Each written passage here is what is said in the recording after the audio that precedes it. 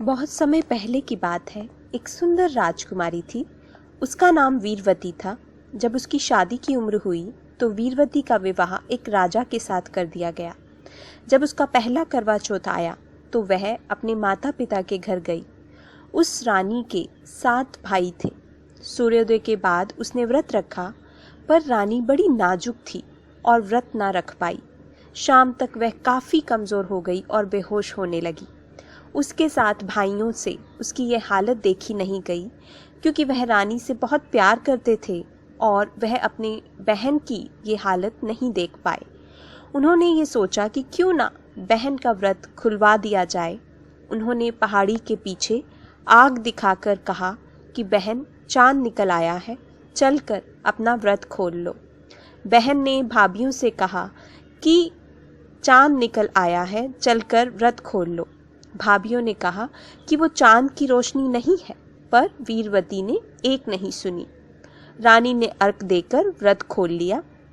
जब उसने पहला निवाला तोड़ा तो उसमें बाल निकल आया, और जब दूसरा निवाला तोड़ा तो उसके ससुराल से खबर आ गई कि राजा की मृत्यु हो गई है।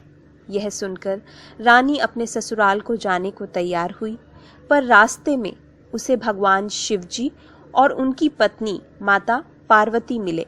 माता पार्वती ने उसे बताया कि उसके पति की ये दशा इसलिए हुई है क्योंकि उसने व्रत को पहले ही खोल दिया। रानी ने हर प्रकार से क्षमा मांगी। तब माता पार्वती ने कहा कि तेरा पति जीवित तो हो जाएगा, पर बहुत बीमार होगा। जब रानी महल में पहुंची तो उसने राजा को बेहोश पाया और राजा के शरीर में हजारों सुइयां चुभी हुई थी। रानी ने हर रोज राजा के शरीर से एक सुई निकाली, और जब अगले साल करवा चौथ का व्रत आया तो रानी ने व्रत रखा, और उस समय राजा के शरीर में केवल एक ही सुई बची हुई थी। रानी ने अपनी दासी को यह काम सौंपकर बाजार करवा लेने चली गई। दासी ने वह आखिरी सुई भी राजा के शरीर से निकाल दी। राजा की बेहोशी खुल गई और वो दासी को ही रानी समझने लगा। जब रानी ने ये देखा तो वह कहने लगी, जो रोली थी वो गोली हुई, और जो गोली थी वो रोली हुई। पर वीरवती व्रत रखती रही।